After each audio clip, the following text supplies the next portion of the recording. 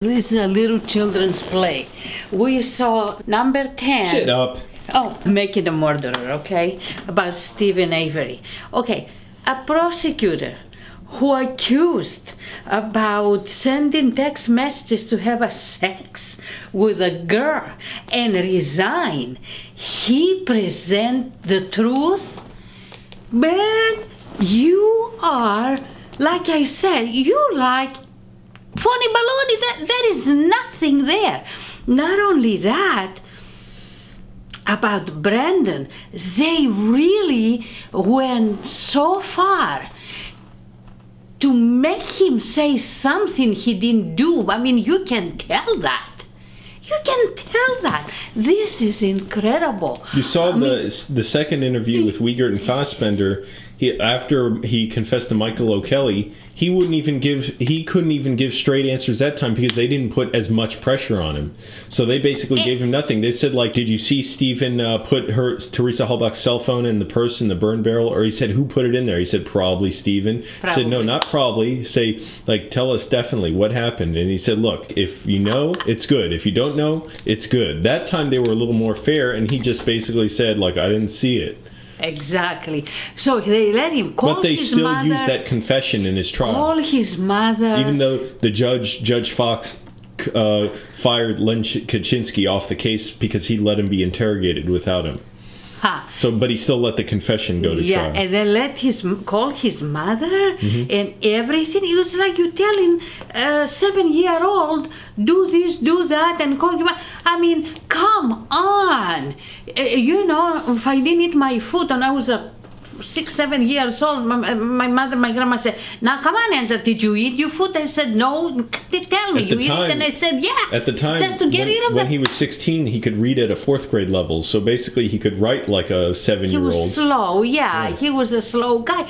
But my God, listen. They taking satisfaction and pleasure to rob this young man from his youth, from his schools, from his life. For what? To put somebody in jail who they're not even know. They needed to get Stephen Avery. Yeah, that's what I'm saying. To put Stephen in jail who they don't know nothing if he did it or not. I mean, who are you talking? That tells you what somebody can do if they don't like you. If somebody dislike you. I already know what somebody can do when they don't like me. We just went over this. Okay. Anyway, I'm talking about the Steve. I mean, my God, and why? Why he's dislikable?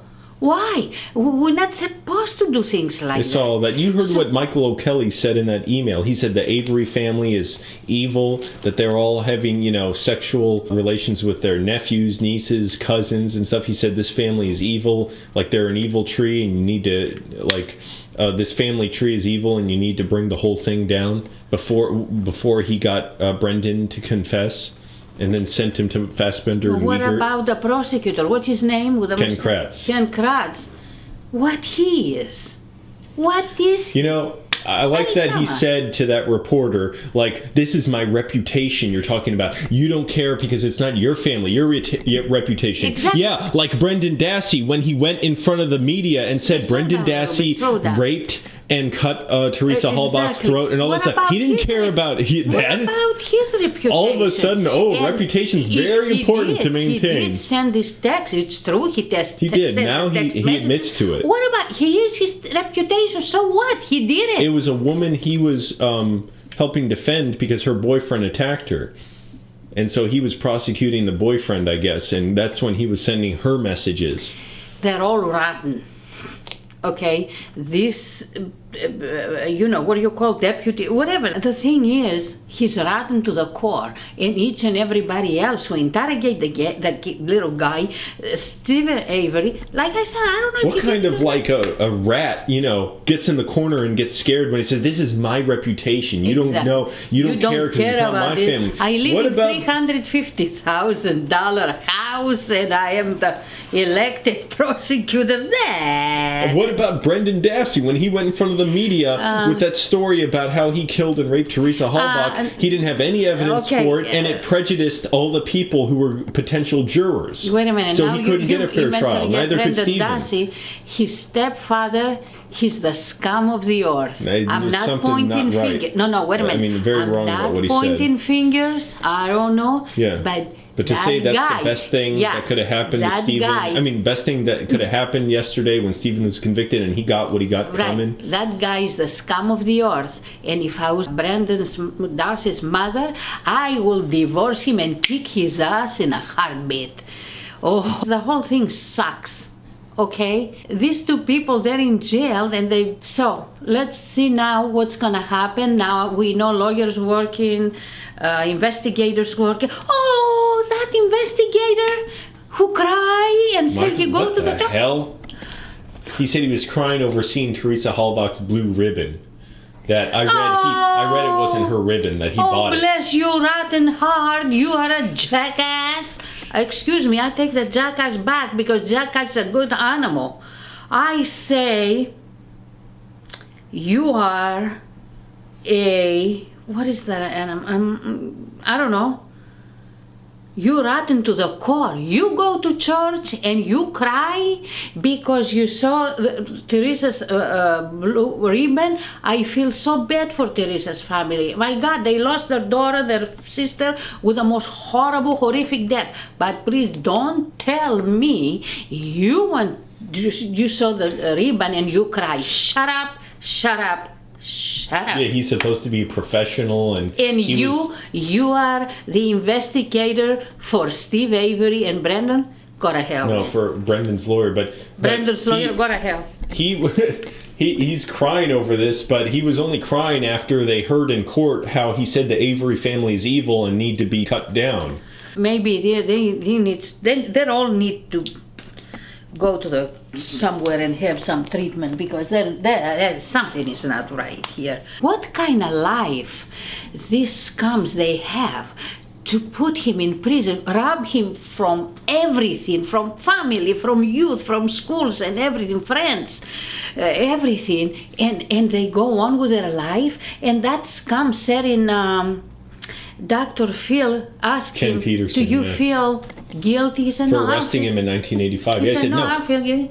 But of course, I think he wants to play the bad guy now because he knows if people blame Andrew Colburn too much, it'll probably bring up sentiment against Stephen's trial. So therefore, it's better to get him because he's not in trouble anymore. The lawsuit against Manitowoc for $36 million is over. He can say whatever he wants. So I think he's being strategic. He's bringing a little more blame on himself, in addition to being just cruel and they're probably now afraid if Steve Avery goes out, he's gonna sue again. Absolutely, and this time not 36 million. Maybe this time, maybe this time 72 million. Yeah, I mean, just think about it. Now they're afraid the Averys, they're gonna sue this sheriff deputy again, and they're gonna rip them off. Not just sue. The whole world is watching this now. There's no hiding. Be afraid, folks. Be afraid. Andrew Colburn sent an angry email to USA Today saying, you know you're wrong, all this stuff, stop right, because they wrote an article about everybody involved, where they are now. Andrew Colburn's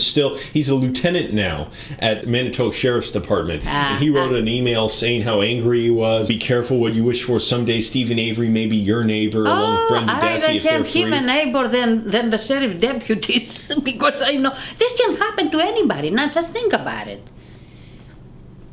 Just think about it.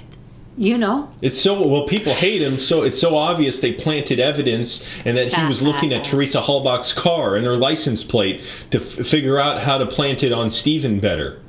And that woman, Pamela. Wipe that crap off your face. Oh. Like Dean Strang says, they believe he's guilty, but they thought they didn't have enough evidence unless they planted evidence, like the blood and the key, and they only focused on Stephen and they didn't investigate other leads because they thought it was him, and if they could coerce a confession out of Brendan Dassey. And of course, Ken Kratz still wasn't sure he could get a conviction. So what did he do? He had a press conference saying before the trial what he accused Brendan of doing: raping her, cutting her throat, tying her up. Stick it to him. In Manitowoc, it's not a huge city. Everybody was listening and knew about the trial and knew about Stephen Avery already from the 2003 exoneration. So any potential jurors came from Manitowoc County. They were all Manitowoc County citizens. So all the jurors, pretty much all of them, would have heard about this. And then what are they going to think going into the trial? That he's probably innocent? Oh, they made up their mind before. Already a lot of them are going to think. They had to dismiss so many potential jurors, and even then jurors got into the jury who believed Stephen was guilty or who had bad feelings against him and Brendan. So Ken Kratz, if he was so sure this was such a solid case, he wouldn't have smeared Brendan's reputation before he goes crying about how his reputation is going to be ruined. They didn't even investigate anybody else around the rim. Only them. Only them. That's it. Only Stephen. Oh my God. Someone deleted Teresa Halbach's voicemails. Oh well, nothing suspicious about that. Somebody's calling her weeks before she's killed. Nobody checks about that. Exactly. But now, and Stephen Avery's for remains, and no smoke, no smell, they were no moved. sting, no nothing. They were burned somewhere else and moved to his burn pit. Come on. The heat would have been incredible to burn a body to that state. Near Stephen's house. It would have been insane. It would be disgusting. And Kathleen Zellner, Stephen's lawyer, just tweeted out a few hours ago that the room, people are realizing, because now the case files are all released. Thousands of people online are looking through all of Stephen's case files. I'm surprised Manitowoc didn't just burn down their building with all the case files. You know?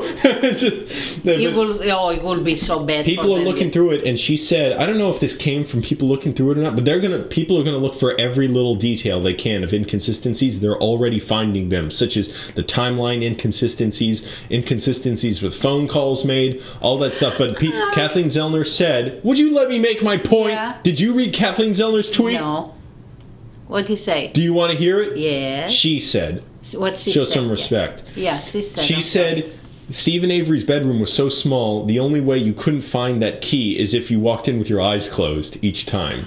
Because that key, remember there was a Calumet cop who said they pulled the slippers aside, didn't see a key before on an earlier search, and put the slippers back. It was only when James Lenk was in there and Andrew Colburn that James Lenk found the key, and in a salvage yard where they have hundreds of keys for cars. They thought, oh, this key must be very important. Don't touch it. How'd they know? Oh, they knew they had they had the magic all wand. Three of them, Lank, Colburn, and there was another cop there, all said, oh, don't touch it. We all know this is important evidence. How would they know? There were dozens, if not hundreds of keys. They had a magic wand, I said. Yeah, well, they knew because the key came from James Lenk's pocket, went under the slippers, and for some reason they couldn't find it on 7 searches before. But then the little cabinet, it's a little cabinet about like this size. Andrew Colburn was shaking it so violently that the key flew out underneath a pair of slippers. And people are noticing too, they're reading that the jurors noticed this on the pictures of the cabinet. Even though Andrew Colburn says he shook it so much, there was still change on top of it that hadn't moved before the pictures were taken and after when the cabinet was moved. So how did he shake it so much and the change didn't even move on there? I can't shake that without moving anything on there. Everything was blended. I guess the key came from James Lenk's hand. Oh my God. Get a minute.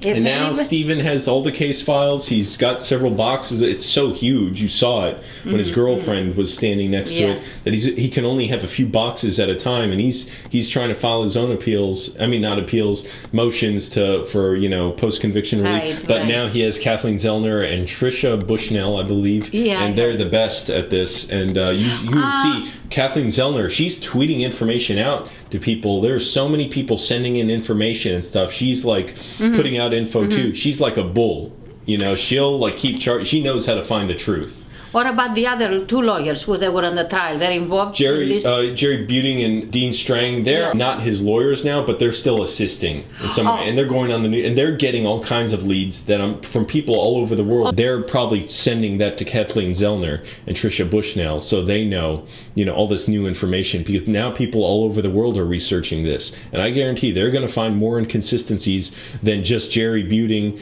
and Dean Strang and their private investigator could find. That's just 2 or 3 people really looking at the 2 people, if it's just the lawyers. Now there's thousands and thousands of people. They're going to find, there's no way Ken Kratz's case will hold up under that kind of scrutiny as if it held up before, but now people are going to uncover something. There's going to be some new scientific testing, something, and it's going to show what happened. And Brendan Dassey's still awaiting a federal appeal, like they said in the episode.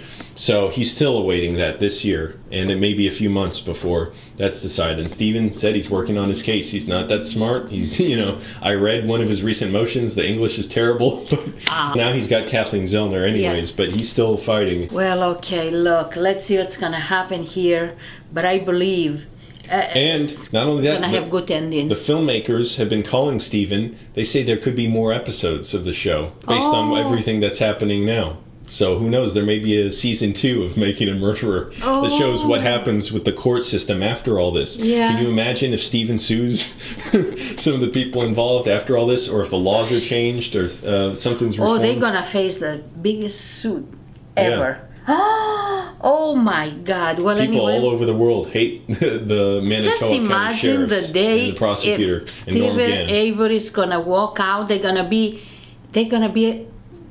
all the channels there in that jail. Yeah. Every reporter in the United States is going to be right there. Mm-hmm. Ooh, I can't wait to see this. And I can't wait to see the crap in the deputy's face. Yeah. The prosecutors. Pretty much everyone involved is still working, and pretty much everybody's still working in some capacity. Even Ken Kratz, he retired from prosecution, but now he's a private defense lawyer. No kidding. He's a defense lawyer. Michael O'Kelly's still an investigator. He's defense lawyer now.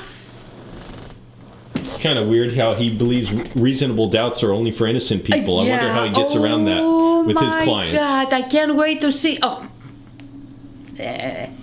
Okay, let's wrap it up. Hey, the snow is coming. Look outside, the sun is shining. Look at that. And we're going to have 2 feet snow, or 1 or 2. Yeah, it's gonna suck. Make sure you have full tank of gas. They say it's gonna snow through Saturday to Sunday morning. What the heck? Friday through Sunday morning. Oh yeah, Friday tomorrow afternoon through Saturday morning. All right.